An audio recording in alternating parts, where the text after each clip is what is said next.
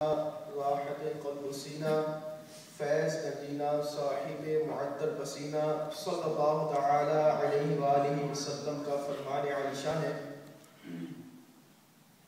جو میری محبت اور میری طرف شوق کی وجہ سے مجھ پر ہر دن اور ہر رات میں 3 بار درود پاک پڑھے، اللہ عز و جل پر حق ہے کہ وہ اس کے اس دن اور رات کے گناہ بخش دے۔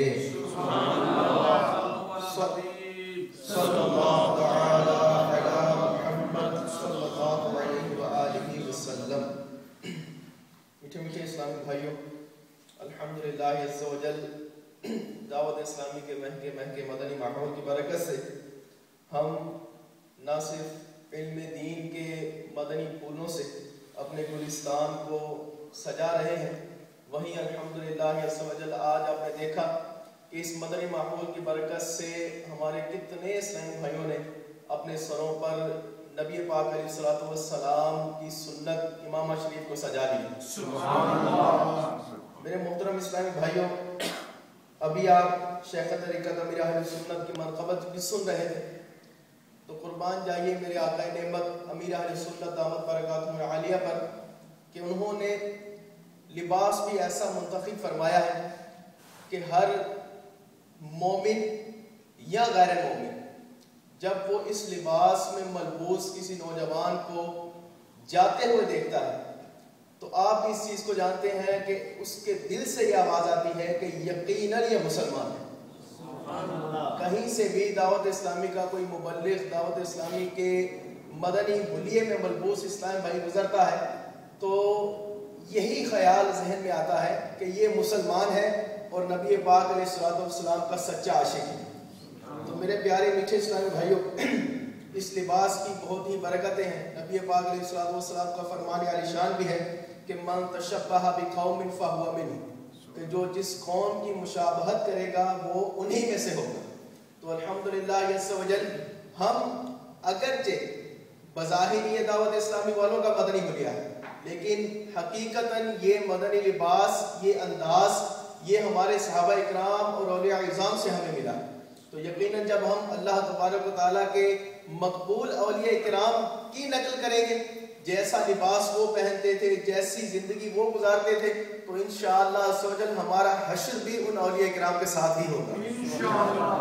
میرے محترم اسلامی بھائیوں، دین اسلام میں نیکی کی دعوت کو بہت اہمیت حاصل ہے۔ یقیناً الحمدللہ عز و جل اس مدنی ماحول کی برکت سے آپ لوگوں نے بے شمار بیانات نیکی کی دعوت کے فضائل پر، نیکی کی دعوت کی اہمیت پر سنے ہوں گے، اور الحمدللہ عز و جل دعوت اسلامی کے مدنی ماحول میں جو ہمیں مدنی مقصد ملا ہے، آئیے ہم اس کو دہرا بھی لیتے ہیں کہ ہمارا مدنی مقصد کیا ہے؟ مجھے اپنی اور ساری دنیا کے لوگوں کی اصلاح کی کوشش کرنی ہے انشاءاللہ عز و جل۔ تو میرے محترم اسلامی بھائیوں، اس مدنی مقصد کو لے کر دعوت اسلامی کے مبلغین دنیا بھر میں نیکی کی دعوت کی دھومیں مچا رہے ہیں۔ میرے محترم اسلامی بھائیوں، ہم میں سے ہر ایک اس بات کو، اس حقیقت کو تسلیم کرتا ہے کہ اللہ تبارک و تعالیٰ قادر مطلق ہے۔ وہ اگر چاہتا تو بغیر انبیاء اکرام کے، بغیر اولیاء اکرام کے، بغیر ہم سب کے بھی دین اسلام کی دعوت دنیا بھر میں پہنچا سکتا تھا۔ اس کو ان انبیاء کا مبعوث کیے جانا، ان اولیاء کرام کا بھیجا جانا، ان سب کا وہ محتاج نہیں، لیکن یہ اس کی مشیت ہے کہ اس نے اپنے محبوب بندوں کو چنا، انہیں نبوت کا منصب عطا کیا اور ان کو یہ حکم دیا کہ وہ میری وحدانیت کی تعلیم وہ دنیا کو پیش کریں۔ تو یوں اللہ تبارک و تعالیٰ نے یوں چاہا کہ نبی پاک علیہ السلام دین اسلام کے احکامات کو ہم تک پہنچائیں، وہ ان جہالت کے اندھیرے میں ڈوبے ہوئے لوگوں کو نیکی کی دعوت پیش کریں کہ اللہ تبارک و تعالیٰ ایک ہے، یہ بتوں کی پوجا چھوڑ دیں، یہ شراب نوشی چھوڑ دیں، یہ لڑکیوں کو زندہ قبر میں دفن کرنا چھوڑ دیں۔ یہ اللہ تبارک و تعالیٰ کی مشیت تھی کہ اس نے اپنے محبوب کے ذریعے ہم تک پہنچایا۔ تو میرے محترم اسلامی بھائیوں، یہ منصب نبی پاک علیہ الصلوۃ والسلام سے صحابہ اکرام کی طرف منتقل ہوا کہ آپ علیہ الصلوۃ والسلام کے ظاہری وصال کے بعد صدیق اکبر خلافت کے منصب پر فائز ہوئے. آپ کے وصال کے بعد عمر فاروق رضی اللہ تعالیٰ عنہ، پھر عثمان غنی رضی اللہ تعالیٰ عنہ، پھر عمر فاروق، پھر علی المرتضیٰ کرم اللہ تعالی وجہہ الکریم اس منصب پر فائز ہوئے. اور یوں سلسلہ وار یہ منصب آگے چلتا رہا. پھر اولیاء کرام ائمہ مجتہدین کا دور آیا، انہوں نے بھی دین اسلام کے احکامات کو پہنچائے. اور اب میرے محترم اسلامی بھائیوں، یہ نیکی کی دعوت کا منصب، یہ مسلمانوں کو نماز کے قریب کرنا، مسلمانوں کو نبی پاک علیہ الصلوۃ والسلام کی سنتوں کے قریب کرنا، یہ منصب ہم سب کے کندھوں پر ہے. اس وقت ہر مسلمان مبلغ ہے. اب میرے محترم اسلامی بھائیوں، ہمارے ذہن میں ایک خیال، ایک وسوسہ آتا ہے کہ نیکی کی دعوت دینا کوئی آسان کام تو نہیں ہے. دیکھیے مبلغین ہیں تو یہ تو سیکھے ہوئے ہیں، اس لیے گھنٹوں گھنٹوں بیانات کر لیتے ہیں، گھنٹوں گھنٹوں ہمارا دعوت اسلامی کے مدنی کاموں کے لیے ذہن بنا دیتے ہیں، نمازوں کے لیے ذہن بنا دیتے ہیں. اس کے لیے تو شاید کوئی کتابیں پڑھنی پڑیں گی.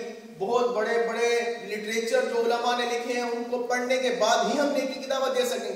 اب میں کیسے منچ پر کھڑا ہو کے بیان کر سکتا ہوں؟ میں کیسے عوام کو، اپنے دیگر اسلام بھائیوں کو نیکی کی دعوت پیش کر سکتا ہوں؟ ہمارے مبلغ دعوت اسلامی نے فرمایا کہ بھائی اپنے گھر پر 10 اور کسی اور رہائش گاہ پر نیکی کی دعوت دیں گے. اب سوال پیدا ہوتا ہے کہ نیکی کی دعوت کیسے دوں گا؟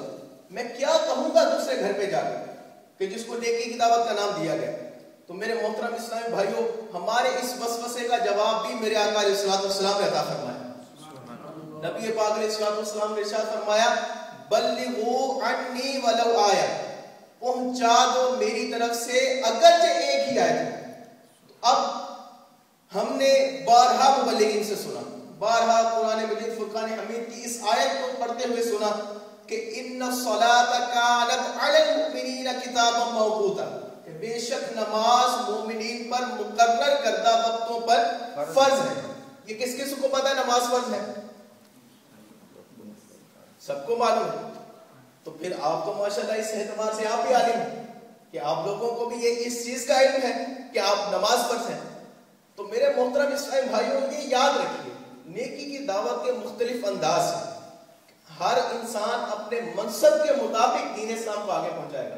دیکھیے جہاد کی بھی قسمیں ہیں کہ جہاد بالید ہے، جہاد بالقلم بالتحریر ہے، جہاد بالنفس ہے. اس طرح بہت سی کیٹیگریز کے اندر اس کو تقسیم کیا گیا ہے. اب حسب منصب نیکی کی دعوت دینا، لوگوں کی اصلاح کرنا، اس کی بھی کچھ کیٹیگریز ہیں. کیسے کہ سلطان وقت جو ہے وہ کس طرح اصلاح کرے گا؟ ہاتھ کے ذریعے.